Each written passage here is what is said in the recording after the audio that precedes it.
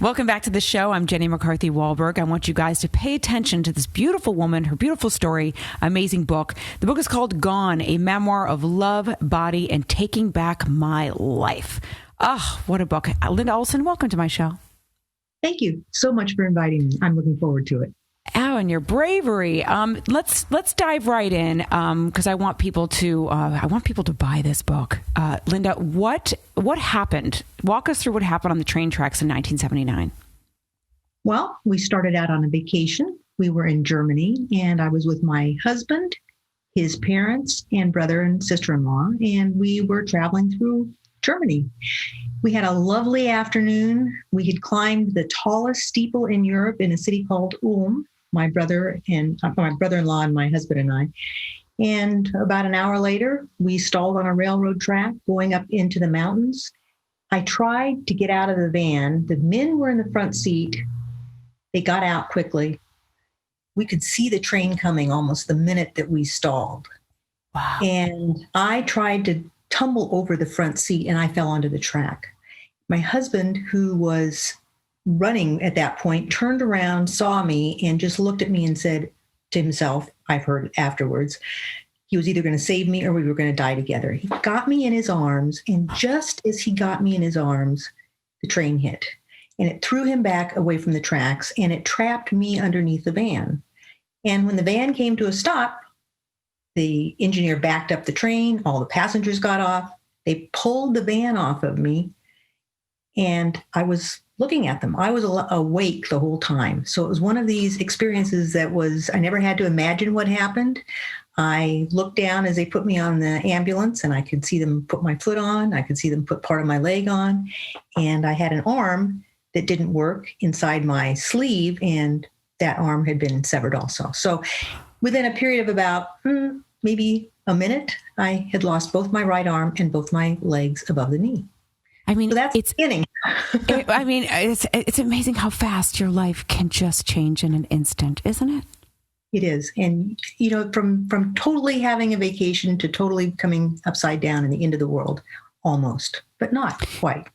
So I want to talk about the emotions, of course, that you go through. Initially, I would imagine your body goes into shock. You probably don't feel anything initially, correct?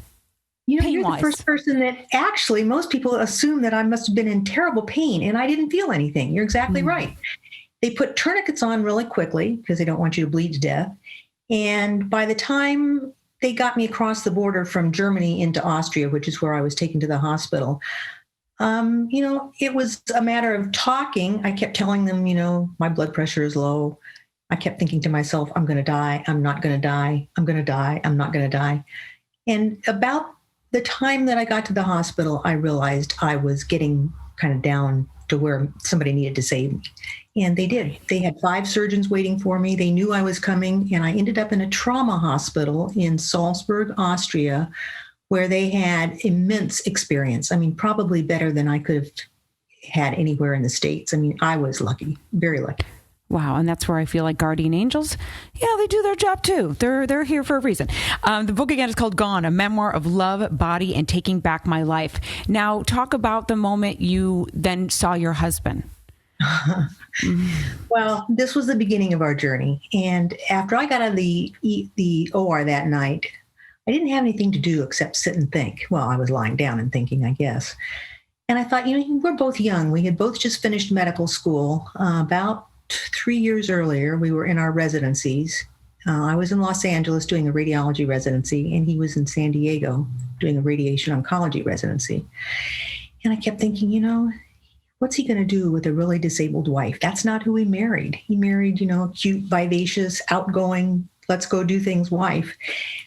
So I kind of memorized 2 sentences. And when he came in the next morning to see me, as he came across the room, I told him, I said, I've been thinking about things, and I'll understand if you don't want to stick around.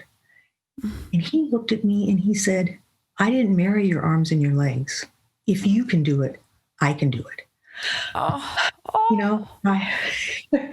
was the beginning. What would you do? I mean, you have to look at somebody like that and say, this has got to be real. We can do this. Yeah, you're my person is what I would think. You really are my person. You are my soulmate. You are the one, the happily ever after.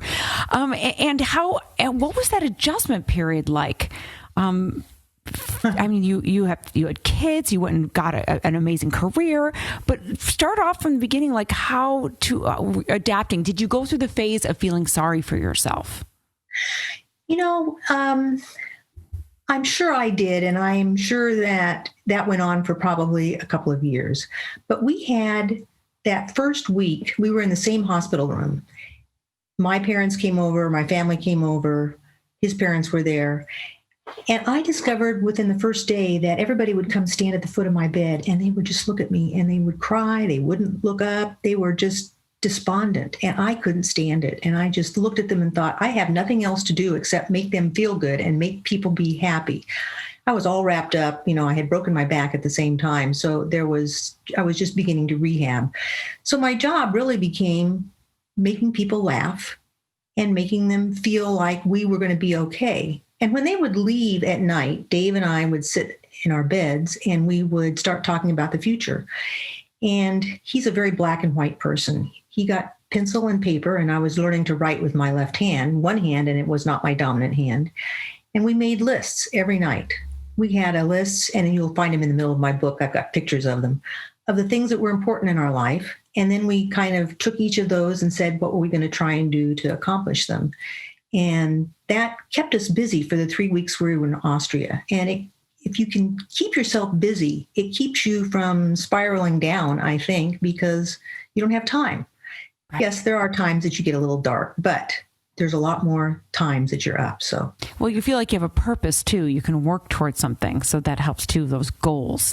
Let me plug the book again. Gone, a memoir of love, body, and taking back my life. I'm talking to Linda Olson and her amazing story. Did your husband have any guilt of I should have saved you, I should have grabbed you quicker, any of that?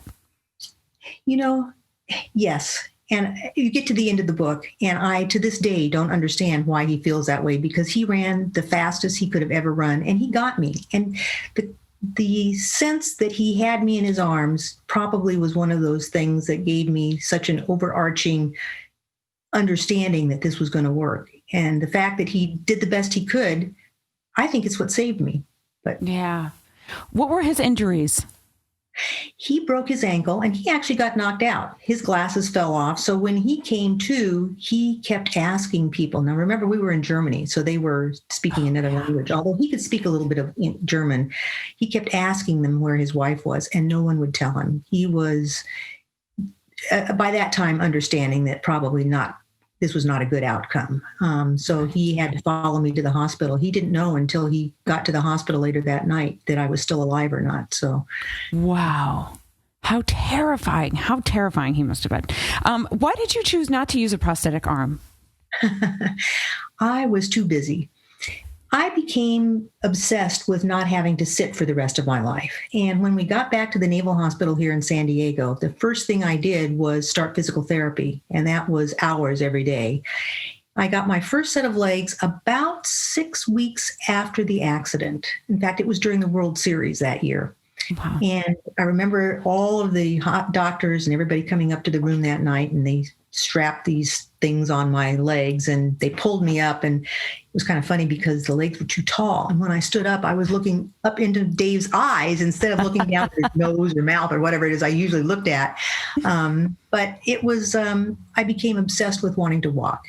And I had made a goal for myself. I had a year of medical leave. So I had a lot of things that I needed to do, and walking was number one.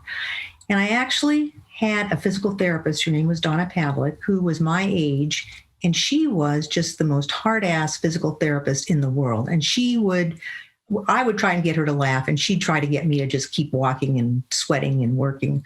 But within the first 4 months, I was able to walk a mile. I was, with my physical therapy and stuff like that. Wow. Yeah. So that kind of gave me the confidence that if I could do that, this was the hardest thing I thought I had to overcome at the time. And that gave me the impetus to be able to get through that first year and go back and finish my residency in Los Angeles. My real goal was to become independent again. I wanted to live by myself, which was huge. Wow. And here I am tonight in San Diego, and my family's, my husband's in Colorado, my kids are in Los Angeles and Davis, and I'm looking at their pictures, and we're all independent and we're doing what we want to do, which is, to me, is fabulous. I love that. When you had, I'm going to call it a near-death experience because it truly was. A lot of people with near-death experiences always wonder, like, oh my God, why was I saved? Do I have a bigger purpose?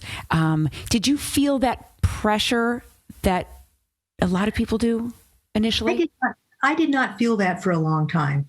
I was so focused on trying to get back to normal. I mean, when you have one extremity left, you have to figure out how to do everything in your life different, from eating to going to the bathroom to turning over in bed to everything. So I didn't have time to get spiritual or very, very creative about it. I think as the years have gone on, it has crossed my mind that there may be more of a purpose, but not early on, to be honest with you. I had too much work to do. I love your strength. Speaking of strength, where does that come from? Did you know you had the strength of a warrior inside of you? I think I probably did. I've told people many times that if you were to draw my blood, you would find the happy gene. I'm pretty sure. And I don't think that makes it any easier, but I think it gave me a little bit of a leg up. And I was able to look at things more positively perhaps than other people, which I think was probably a plus. But I think that's the way I was. I think I probably could have done a lot of these things by myself, but I would never have had the life that I had. I would never have gone the places or had the happiness if I hadn't done it with my husband. Oh, I love it. It's such a love story. Your two children, you carried them fully to term. I can't imagine how we complain about our kids and we didn't lose any extremities. How did you do it? How did you do it? Well, again, I got pregnant by accident, I thought, 9 months after the accident. And Dave says it was not an accident. That was his plan. Well, it was actually, let me have to step back for just a minute, because that first week after the accident, I just told Dave one morning, I said, I need to have a hysterectomy. And he looked at me like I had gone nuts. Don't I have a say in this? I said, well, it's going to be too hard. And I don't think that we should be having kids because they're going to feel, maybe they'll be unhappy that they were born into a family with a severely disabled mom. And his answer to that was, he said, doesn't matter who we are or what our kids are. When they're 16, they're going to think we're dinosaurs anyway. So just get over the dinosaur part. And when they get to be in their 20s, they'll come back and they'll think we're okay. So he got his way and we had a kid. So Tiffany, our daughter, was born 18 months after the accident. And our son Brian was born 3 years after that. And again, that getting pregnant during that first year, again, was another one of those wonderful distractions that made me think, now I've got to learn how to do things not for myself. I've got to be able to diaper this kid, feed this kid. And that slow weight gain during pregnancy helped me get stronger with my walking so that I was able to walk and ambulate by myself. I didn't use a wheelchair during the day. I did at night, but not during the day. So having kids, again, was one of those things that takes your mind away from yourself and directs you towards an outward goal, which I think is good for all of us. So I would be an advocate. I 100% believe that. I'm like, I wonder who I would be if I wasn't a mom. I'd be a much different person by far. Like, I'm not selfish like I used to be. I have purpose, my heart grew extra chambers the moment I delivered. Like, it's just an amazing thing. What message, Linda, do you want people to take away from this book? Every day it's a different one. But tonight my messages would be, and they're more than one, is I really think people should be able to take charge of their life. I'd like them to get to the end of the book and say, I can see what she did, and it's because she and her husband said, this is what we're going to do. We're not going to let somebody else run our lives or make us feel victims. And secondly, you have a choice. Every day when you get up, you have a choice to either moan and groan and bitch and moan, or you can decide you're going to be happy.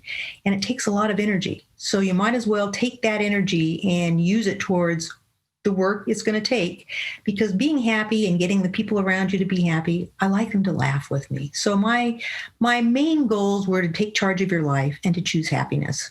And there's a lot of other ones. But those would be the main ones. And the proof is right here in your life story, in your beautiful memoir, Linda Olson. The book is called Gone, a memoir of love, body, and taking back my life. That's what you guys can do too. Read the book. It is beautiful.